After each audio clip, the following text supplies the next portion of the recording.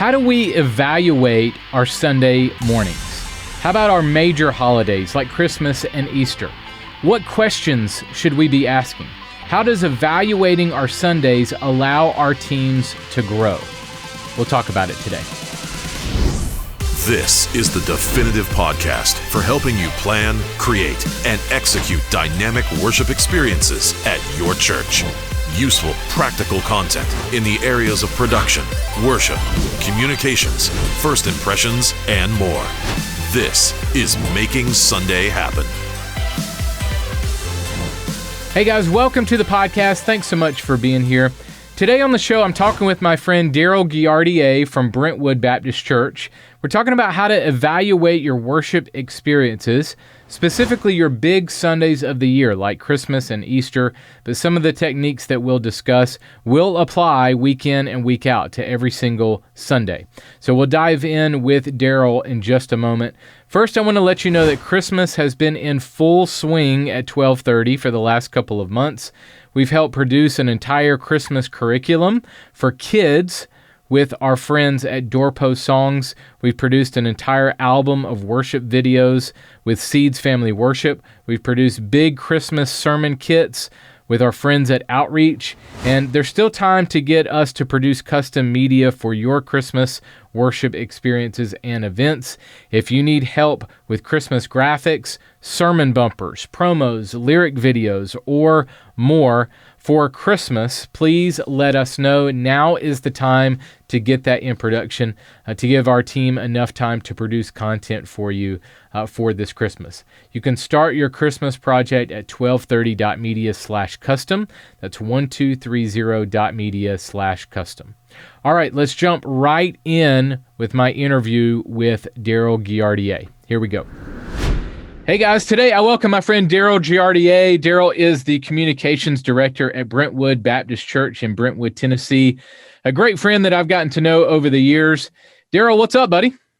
Not much, Carl. I say not much, and that's a lie. Everything is up. Everything I know. is up. Everything Well, that's our default crazy. response. Oh, not much. When our world is completely in chaos, falling apart. I'm sorry. I should say, it's a little crazy. For those of you who don't know, our church is 8 locations across Middle Tennessee. And so we are in the process of redoing our worship center, which I know a lot of your listeners have probably been through before, maybe at least, everything from putting in a new sound system, all that kind of stuff. So we're in the middle of that. And then we've got another location that we're rehabbing. We're turning some stuff around. So other than that, it's a typical day here in the office. That's right. Did I really want to know? It was more just a hey. Exactly. All right. So you told me a little bit, but give me an update. It's been a little while since I've had you on. So how are things at Brentwood? Are you guys kind of settled down? Yeah. So it's good. I mean, we are moving, everything's moving in the right direction.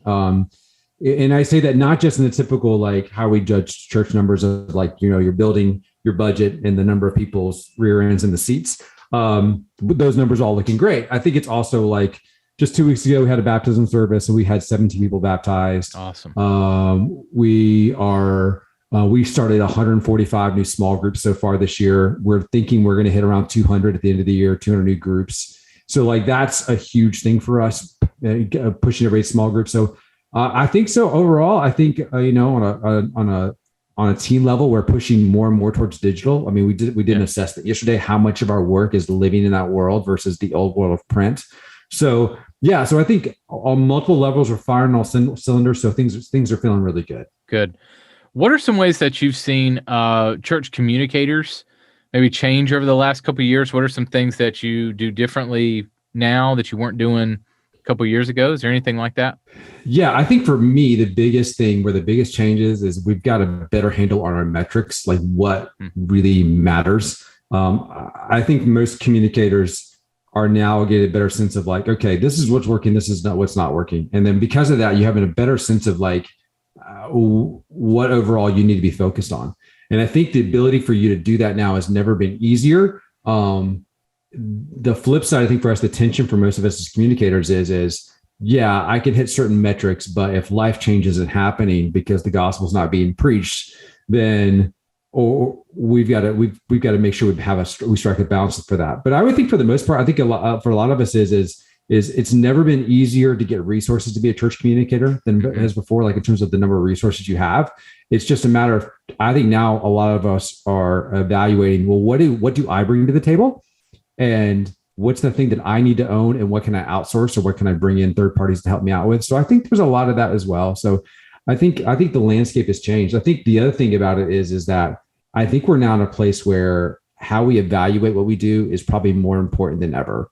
And that's something that I've been honing in on this year, is really figuring out, how do we evaluate well what we as a team and we as a church are doing. Specifically, as my team produces something, did we actually hit the mark? That's really what we've been focusing on. Which really leads us into what we're going to be talking about today, and that is really evaluating in general, but evaluating your major Sundays, Easter, Christmas, that sort of thing. But I want to also turn these practices into, maybe we can't do everything, but weekly evaluation, or just a mindset of how can we evaluate, how can we. So get us started here. What led you to be thinking? Well, I think it kind of triggered with what I now believe is probably one of the greatest movies of all time, Top Gun Maverick. Come on, man. You off the top in your notes, you make a Top Gun Maverick reference, baby. Yes. Now I say, like, Top Gun for me has a very special place in my heart. I grew up in a military family, a Navy family. So I remember when I was 10 years old watching a whole bunch of guys crowd around a VHS tape of military officers and watch the first Top Gun and just how much they loved it. And so to see the second version kind of just, it's been, gave me chills to watch it. But one of the things that I was watching it hit me. I had read a while back doing some research on how fighter pilots work, was one of the things that a really good fighter pilot does is they have this ability to build what they call an OODA loop, OODA, which means they can observe what's going on. They can orient themselves, decide what they're going to do, and then act. And really good fighter pilots can do a really quick OODA loop. The faster you get at producing that loop, the better fighter pilot you are, because as you know, you're fighting a battle, and the quicker you are to react, the better off you're going to be. And I realized it kind of hit me that in church world, that kind of mentality and that kind of thinking often is what's rewarded. So in other words, think of it like this. Your pastor drops a thing on you on Saturday night, right before the worship service, right as you're probably getting ready to go to bed. You get a text, "Hey, I need a slide because I just had an idea for a sermon illustration. That's this." Or, "Can you pull me a stock video of this?" Or sometimes that morning. And what happens is you turn around and you feel, obviously you want to equip your pastor and support your pastor. So you turn around and you race to get that done. And then what happens is Sunday morning, he's like, "Man, that's so awesome. Thank you so much for pulling this together." You get a reward. Mm-hmm. So it's almost like so what happens is we start to fall in the system where, because you're so good at what you do, as you get so good, as you can move faster and quicker at what you're doing, and you get stuff out the door.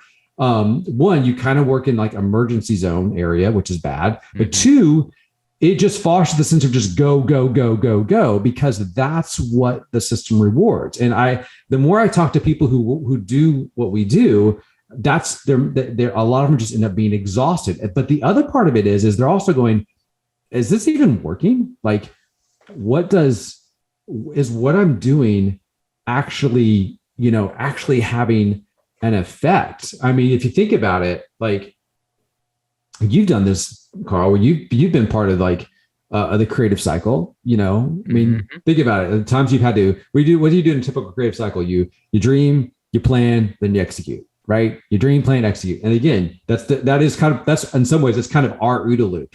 We dream, we plan, we execute. Right. And the reality for us is I don't know about you, but I feel like for me personally, we like to dream that it's like an even like 30, 33, 33, 33 split, if you will. But the reality of it is in terms of like dream, plan, execute, I think for a lot of us, it's maybe 25% dream, 74% execute, and 1% evaluate in terms of like execute, plan. We actually do a lot of executing. We do some planning. We do some dreaming, but we never actually get to the evaluation part. We actually never have the fourth leg of that. And I find, I don't know about you, but I find that's the thing where like we're going so fast and going so quick that we kind of build these OODA loops, and we end up, I think, like sometimes I don't know about you, but I have those moments where it hits me. Like I'll be in the middle of a worship service and I'll go, "Oh, did that even work?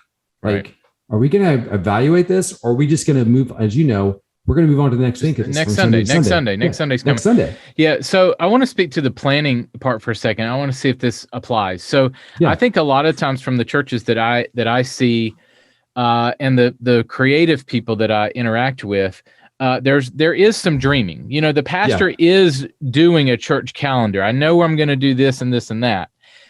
And then it gets to the execution, but the middle seems to be lacking a little bit. Meaning, like, I know it was on the church calendar, but I really don't have the details until a week of. And that's almost too late for me as a creative to execute what the pastor was really dreaming of. Where if I had a more of a planning stage, we could have marinated and created X number of videos, graphics, Do you see that? Yes. Oh, yeah. Like, so we plan our sermons a year in advance. So I know 2023 sermon calendar already. I've got it. So I could do stuff like I can do artwork. I can get that stuff cranked out. But like the actual sermon bumpers, the videos I'm going to use to support, I learned early on in this job where like I would do them 6 weeks in advance. I'd have motion graphics built. I would, or if it was like a story piece, I'd have it all ready to go. And then as we got closer, the week of, I'd actually heard this. I would hear the sermon outline. I hear them talk through the research they've done on the passage. And I go, that doesn't line up at all with what I got visually. Like we're in like, this is an issue. So what I have found in that moment is that what we have to do is we have to turn around and I have to kind of go, okay, clearly I was working more in a silo than from them. Mm-hmm. So I have to start integrating ourselves into it. So part of it was I started inviting myself to more of the meetings with the pastors. And be like, hey, I need to be in here. I just want to be here for 5 minutes. I want to give you an update. I'm not going to take much of your time, but I got just to listen. Yeah, I'm here to listen. That's what he was thinking. Exactly. That's where he's going. Yes. Yeah. And I got more of the feedback. And so part of the reason why for me this was important was I was also reading a book by Jim Collins called, and it's about failure. And in the book, he kind of gives you like these 5 stages of failure. But he said, but what hit me was stage 3. Stage 3, when you get to stage 3 failure, it's when you start to explain away why certain things aren't working. You can start, you've seen it before. You fudge the numbers a little bit, giving maybe a little bit off. But in Baptist world, which is where I live in, we joke that we have Baptist numbers and real numbers. Right. Okay? Right. So what I started to realize was that disconnect that I was talking about earlier with like, yeah, we plan, as you mentioned, you plan and then you execute and there's not an alignment. We kind of would explain it away. Like, well, that's because X, Y, and Z. And I was like, no, guys, let's get to the root of it. The root of it was we during the planning process was broken and it led to bad execution. But I can never do any of that until I have an evaluation to go back and say the planning process was broken. But I think for so many of us, again, we're rewarded so often by that. That I think for us, what happens is Sunday's coming. So we just got to get to the next thing and we don't take the time to breathe and start figuring out how we do that. How do we fix that planning process? So that's kind of the journey I've been on yesterday. Like this, that's what's honestly 2022 started out with me going, okay, we've got to fix some stuff because as you know, you've got a couple of big events, Super Bowl events, I say in church world. You got Easter and Christmas. Those are kind of the big 2 ones. And maybe depending on your world, VBS is probably the 3rd one.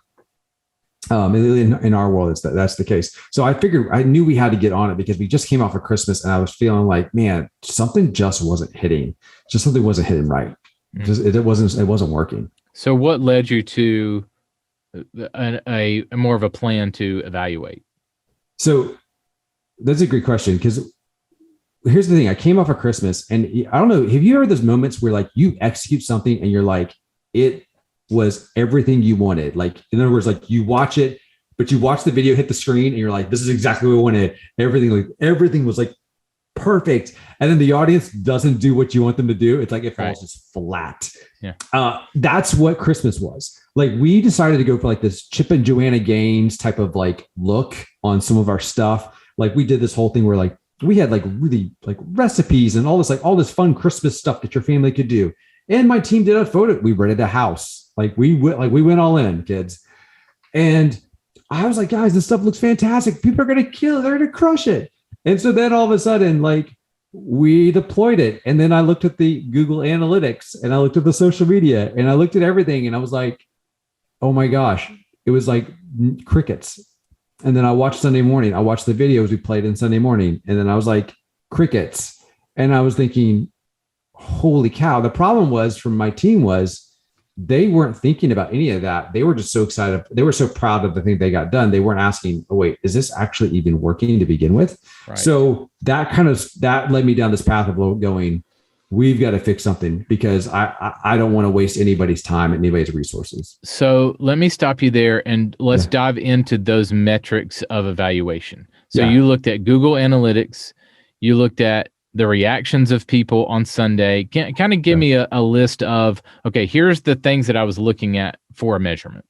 Okay, so I would tell you the base level for me, I look at we divide things up in what we call leading indicators and lagging indicators. Okay, so basically leading indicators are those are the things I want to hit first because they'll lead to the final thing I want people to do, which is a lagging indicator. So example would be this is leading indicators, I want them to click the link. Lagging indicators, I want them to fill out the form and actually show up at the thing I want them to show up with. Okay, so that's kind of the two metrics. So I'm looking at leading indicators. So I was looking at really for us call to actions. If we ask you to do something, did you do the thing we asked you to do? Which is, did you click here and did you fill out the form? Or did you, it's social media like, share. We were looking at like so I looked at Google Analytics.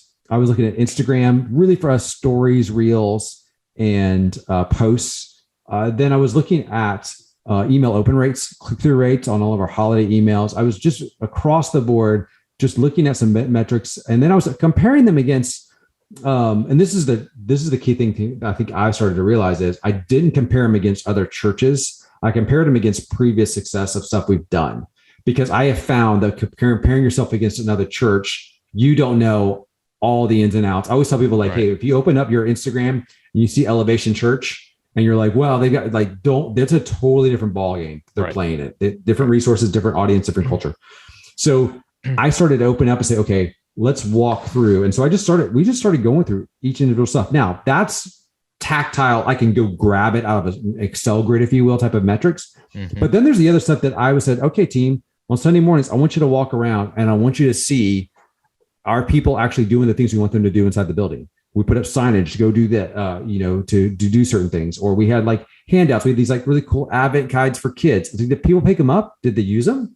So we started so I had some, what I would say are subjective metrics, which were me just getting a general sense of things, but also like some objective metrics. Mm-hmm. So I basically kind of built out like an Excel grid and we just kind of said, let's measure what worked and what didn't work. And that to me and for our team was one of the bigger eye openers because it kind of demystified whether or not something was working. Now, I will say this.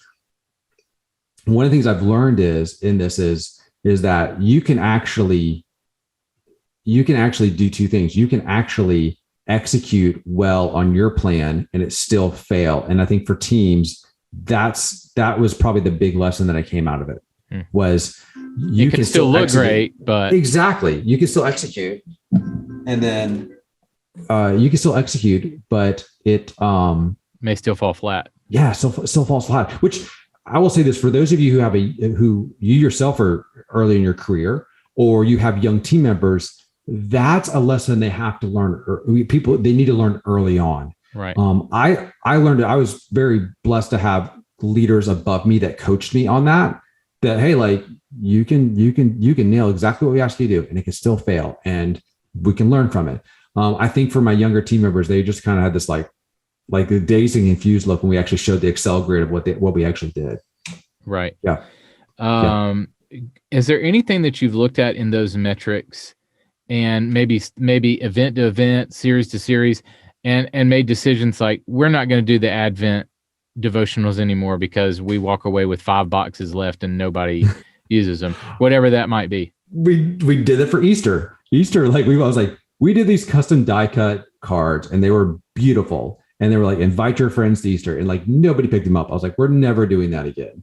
But I think one of the things we realized, we started to ask really like 2 questions during the evaluation process was, which was really like, did we have a clear understanding behind the why of what we're doing? Like we did these cards, but did we have a good understanding of why we're doing them? I mean, that sounds kind of rudimentary, but sometimes we go, wait a minute, we forgot the why, which means we didn't end up doing the thing we really should have been doing. And then the other thing is we started to ask ourselves as a team, did we all agree on the why? Were we all on the same page in terms of what we expected to actually happen with this? So, because one of the things I found was like our team would create something, and I had certain expectations for what I thought it should do. They had certain expectations, and those expectations weren't the same. So the die cut cards are a great example. Like my expectation was like they would be all gone, and some of my team members like, well, maybe they'll take them, maybe they won't. I'm like, these are die cut cards. They're not cheap. I want all of them gone. And so that's, I think with teams and even by the way, when you're dealing with your pastor and dealing with leadership, when you're creating for them, make sure they've got a very good, clear expectation. Make sure you have a very clear, good understanding of their expectations. Because one of the things I found was, and this was actually during Easter, was we created a really great life transformation video as a moving story. And they signed off on the story concept. But when we executed the story, I think we had two different visions for what it would look like and feel like and how it would tie into the sermon. And again, that goes back to what we talked about earlier. I think if I could do that over again, I would have actually tightened our timeline on production. And I would have actually only produced the video maybe like 3 weeks out versus 6 weeks out. Because then I could have been like, okay, I got a much more clear understanding of where you're going on Sunday morning, on Easter Sunday for that matter. So for me, the two questions I really have was like, do we have a clear understanding of the why behind what we're doing? And do we all agree on the why? Because what can happen is we can find out our team is kind of misaligned with the why. Yeah. So what's your second question? Your first question was, what do we expect to happen? Yeah. And you walk through that, and then your second question is what actually happened. What actually happened? So those are the two questions I asked my team. Is like, hey, what did you expect to happen? And so let's go back to that question real quick, because I think it's important. Like what I do is I actually pull out all the creative stuff we did. So like everybody grab your moleskin. Everybody grab your Apple Notes files, whatever you dreamed on, whatever you done, let's grab it all. And so we put it all on a wall and we say, hey, these were the storyboards of everything we wanted to do. And then the second question is, what actually happened? Okay. So what I found was certain creatives love to work in isolation. That's where they work best. And so we want to encourage them to work in their best environment. And so what happened, we found out somebody would go off and create something, but as the creative process works, you and I both know your project morphs, things change, you get new ideas, new inputs. And so the final output was not what we dreamed. So we said, what did we expect to happen? And then what actually happened? And from that, I'm going from a creative standpoint, what did we actually do? So like, for instance, go back to the video on Easter, we had this wonderful life transformation story. And what I expected was a moving, compelling video. What we got was, it was moving and compelling. It was more PG-13 than PG because of just the heaviness of the story. Right. Had I known that it was going to end up that way, I don't think I would have corrected it on the front end, or I don't know if I would have played it on Easter Sunday. I think I would have said hey guys, this is better. This is maybe better as a digital play. We can figure out something else with it. But so I've tried to ask my team, like, hey, when we evaluate, and we're about to do that in a couple of weeks on another project we just wrapped up, I'm going to say like, hey, what did you expect to have happen? And then what actually happened. And inside of that, we'll talk about the creative. We'll talk about our expectations in terms of engagement. And then we'll talk about internally and as the team, what did we expect from each other? And what did each of us actually do? Should you evaluate? How often should you evaluate? Is it just Easter and Christmas? Is it every series? How often should that evaluation take place? So I believe that you have to foster a balance between the two of evaluation and celebration. Because if you're like me and the way I'm wired, personally speaking, I would evaluate 24/7. That's the world I live in. And I've got other team members who I love dearly who want life is a party 24/7. They just want to celebrate everything. So I have to balance that. So as much as I would like to evaluate all the time, what I would tell you is I think you should do it in two phases. You should be evaluating every week. I think Monday morning to me, so on a personal level, me personally speaking, I evaluate everything on probably Sunday afternoon. I sit down and I have about an hour evaluation for me where I just kind of look through everything and say, personally, the way I'm wired, I need a few moments to just kind of like unwrap what I saw on Sunday morning and what I saw throughout the week. I kind of gather my thoughts. Monday morning, I believe, is prime time to sit there. It's fresh in your mind. Hey, let's talk. Let's evaluate. I think you should have those. I think, honestly, a good evaluation, you should be able to wrap that up in about 25 minutes. Like it's pretty much like, hey, get in and get out. Because we're at that point, you're tweaking, you're fixing. I would say about once a quarter, you need to have, I would say about probably a 2 to 3 hour, like sit down where you're unwrapping three different things. You're unwrapping the creative ideation process for how we're getting to the ideas. Again, the dreaming phase. Then I want you to unwrap and evaluate the planning process. Okay. Like, okay, this is all the plans we made. And then I want to get to the execution of it.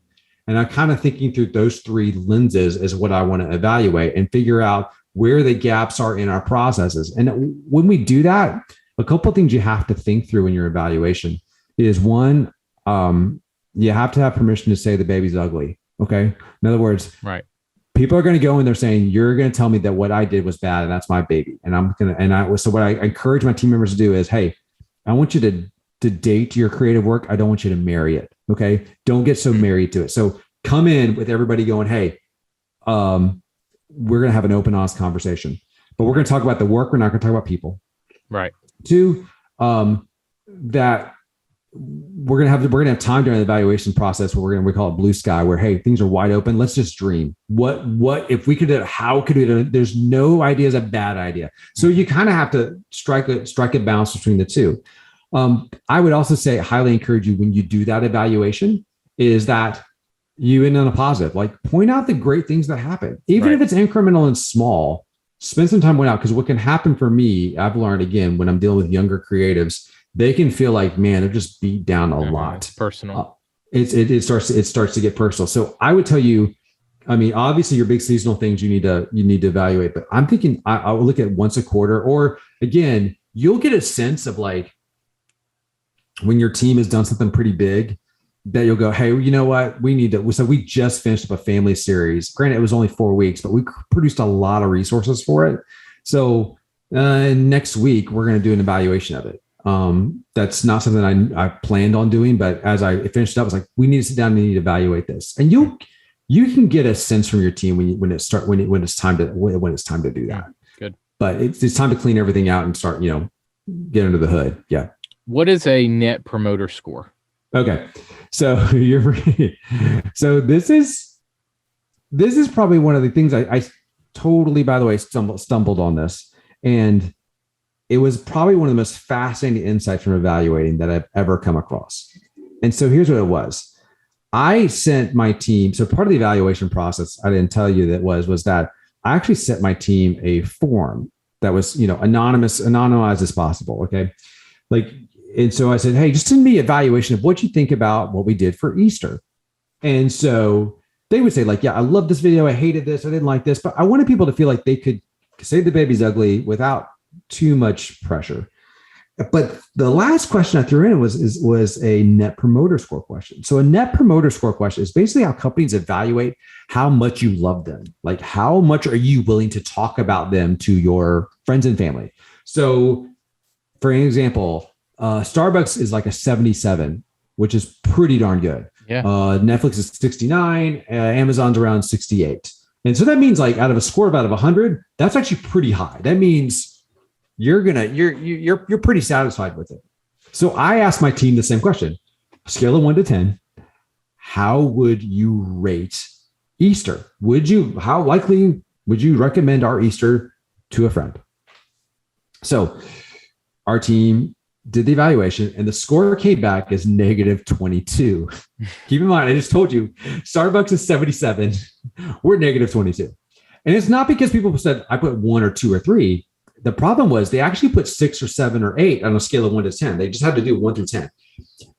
And so what I learned was that when you rate something on a scale of 1 to 10, basically if you rate it a 7, what you're telling people is that like I like it. It's great. You can use it if you want to, but I'm not like amazed by it. And even 8 is that way. 8 is like, hey, they're good. It's fine. It works, but I'm not like thrilled with it versus a 9 or 10. Right. And so then it started the question. I showed this number. So I put a big -22 on the screen. Again, you can see I'm a big encourager. So I put this big -22 on the screen, and my team is like, the jaw hits the floor. And it's a team. I said, my question for you is this: is when I looked at what you all rated, everybody rated, nothing was rated lower than a 6. But what it tells me is that we have a lot of work that we do that's on a level of an 8. So the question is, how do you get from an 8 to a 10? Because how do we do Christmas 2022, where at the end we're sitting there going, oh my gosh, this was amazing. I can't wait to show this to everybody. I can't wait to recommend this to my friends. So the fact we do this Net Promoter Score again, we're even higher than Netflix. We're at like an 80, 85, 90. How do we get there? And I think it kind of shook the team a little bit, because they were like, so now the question, our mantra for this coming into Christmas is going to be this: is, hey, that's great. It's an 8. How do we make it a 10? And so that's the mantra that my team is going to be using all throughout the fall. It's an 8. How do we make it a 10? How do you combat somebody that says you're just after a performance? You're just trying to evaluate to try to make yourself look good, or you're trying to, you follow me? Like how do we make sure that it is life change is what we're after? How does evaluation equal life change?